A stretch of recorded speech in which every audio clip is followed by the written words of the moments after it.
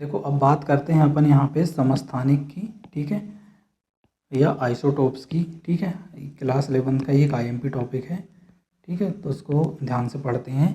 देखो इसके नाम में ही दो चीज़ हैं, सम धन स्थानिक, ठीक है। तो देखो यहाँ पे कि एक ही तत्व के वे परमाणु जिनके परमाणु क्रमांक समान हो, जब परमाणु क्रमांक ही समान हो जाएंगे तो वो कैसे हो जाएंगे, समस्थानिक, अर्थात एक ही स्थान पर पाए जाएंगे। क्लियर है, ठीक है। परंतु क्या अलग हो, उनका परमाणु भार अलग अलग हो तो वो क्या कहलाते हैं, समस्थानिक कहलाते हैं। देखो कुछ मान लो हमने यहाँ पे ले लिए हैं हाइड्रोजन के समस्थानिक, ठीक है। हाइड्रोजन के समस्थानिक कौन कौन से होते हैं अपन ने पढ़ चुके हैं पहले वीडियो में। प्रोटियम होता है, ड्यूटेरियम होता है और ट्राइटियम होता है, ठीक है। अब यहाँ पे देखो कि इसका जो परमाणु क्रमांक है, यदि ये समस्थानिक है अर्थात इसका परमाणु क्रमांक एक एक ही होगा तब तो ये समस्थानिक होगा, जैसा कि अपन ने पढ़े भी हैं, ठीक है। ड्यूटेरियम को कैसे दर्शाते हैं यहाँ पे देखो, जो प्रोटियम है इसका परमाणु क्रमांक भी एक रहेगा, ड्यूटेरियम का परमाणु क्रमांक भी एक रहेगा और ट्राइटियम है इसका परमाणु क्रमांक भी एक रहेगा, ठीक है। तो जब ये परमाणु क्रमांक एक हो जाएगा अर्थात ये तय है कि इसकी प्रोटॉन की संख्या भी एक हो जाएगी, क्योंकि परमाणु क्रमांक बराबर ही क्या होता है, प्रोटॉन की संख्या, ठीक है। अर्थात यहाँ पे एक एक इलेक्ट्रॉन की संख्या भी हो जाएगी, क्योंकि प्रोटॉन की संख्या के हमेशा बराबर क्या रहता है, इलेक्ट्रॉन की संख्या, ठीक है। लेकिन यहाँ पे ध्यान रखना न्यूट्रॉन की संख्या यहाँ पे परिवर्तित हो जाती है, ठीक है। हाइड्रोजन में एक भी न्यूट्रॉन नहीं पाए जाते, अपन ने देखे हैं इसके समस्थानिक के एग्जाम्पल जब कर रहे थे, ठीक है। यहाँ पे ड्यूटेरियम में एक इसका क्या पाया जाता है, न्यूट्रॉन, और यहाँ पे ट्राइटियम में एक नहीं दो पाए जाते हैं क्या, यहाँ पे न्यूट्रॉन। अब बात आती है इसके परमाणु भार की।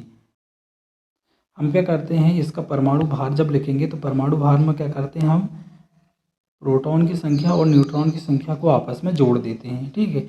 जब इनको जोड़ेंगे दोनों को तो कितना आ जाएगा, इनका योग एक, अर्थात यहाँ पे परमाणु भार एक पाया जाता है, अर्थात यहाँ पे हम ए बराबर लिख देंगे एक, ये इसका सिंबल हो गया, ठीक है। अब यहाँ पे देखो प्रोटॉन की संख्या और न्यूट्रॉन की संख्या को जोड़ेंगे तो आ रहा है दो, तो यहाँ पे हम लिख देंगे दो। सेम एज ट्राइटियम में यदि हम ये देखें तो इन दोनों को जोड़ें तो यहाँ पे आ रहा है योग तीन, अर्थात ये इसका हो गया तीन। अर्थात यहाँ पे समस्थानिक की परिभाषा आपको क्लियर हो गई होगी कि जिसमें क्या हो, परमाणु क्रमांक क्या हो, समान हो, ठीक है। देखो यहाँ पे समान है, ठीक है, लेकिन यहाँ पे परमाणु भार कैसे हों, अलग अलग हों, वो कहलाते हैं समस्थानिक। देखो यहाँ पे तीनों के परमाणु भार अलग अलग निकल गए अपने, ठीक है। डेफिनेशन में पढ़े हैं अपन ने कि परमाणु क्रमांक क्या हो, ठीक है, समान हो, अर्थात यहाँ पे प्रोटॉन की संख्या भी समान हो जाएगी, अर्थात यहाँ पे इलेक्ट्रॉन की संख्या भी समान हो जाएगी। जब ये तीनों समान हो जाते हैं ना, अर्थात कोई परमाणु एक ही स्थान पे पाया जाता है, उसमें समान संख्या में इलेक्ट्रॉन होते हैं, तो वो इलेक्ट्रॉन का जो डोनेट करेगा वो समान संख्या में करेगा, ठीक है। तो उसके जो रासायनिक गुण हैं भी वो भी कैसे हो जाते हैं, समान हो जाते हैं, ठीक है। अलग क्या क्या रहा यहाँ पे, न्यूट्रॉन की संख्या अलग हो गई थी, अभी अपन ने देखे हैं न्यूट्रॉन की संख्या कैसी हो गई है, अलग अलग हो गई है। साथ ही साथ द्रव्यमान कैसा हो गया, इसका अलग अलग हो गया है, और चूंकि द्रव्यमान अलग अलग हो गए इनके भार अलग अलग हो गए हैं, अर्थात यहाँ पे भौतिक गुण भी कैसे हो जाएंगे, इनके अलग अलग हो जाएंगे। ये तीन मुख्य चीज़ें अलग अलग रहेंगी। एक और बात करें हम यहाँ पे समस्थानिक की, तो यदि हम सोडियम के दो समस्थानिक लें तो इनको इस प्रकार दर्शाएंगे। क्योंकि यहाँ पे ये 11-11 लिखा है, अर्थात यहाँ पे परमाणु क्रमांक इसका भी 11 है और इसका भी क्या है, 11 है, ठीक है। यदि हम बात करें यहाँ पे परमाणु भार की, तो परमाणु भार यहाँ पे कितना दिया है, 23, और यहाँ पे दिया है 24, अर्थात परमाणु भार अलग अलग हो जाएंगे, ठीक है। तो यही तो डेफिनेशन है कि परमाणु क्रमांक समान हो और परमाणु भार कैसे हों, अलग अलग हों, ठीक है। तो ये क्या कहलाते हैं आपस में, समस्थानिक। अब बात करें समभारिक की, ठीक है, ये भी आईएमपी है। समभारिक का मतलब होता है जिनके क्या हों, समान भार हों। समान भार से तात्पर्य है कि जिनके परमाणु भार कैसे हों, समान हों, ठीक है, परमाणु भार कैसे हों, समान हों।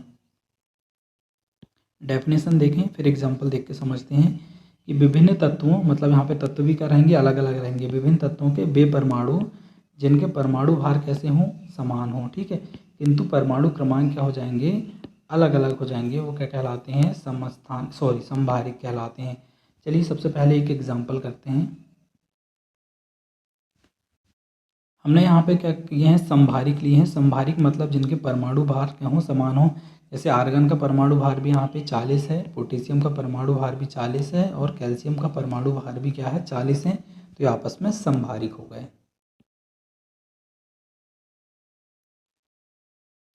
देखो यहाँ पे यदि हम बात करें परमाणु भार की तो यहाँ पे भी 40 है, यहाँ पे भी 40 है, यहाँ पे भी 40 है, ठीक है।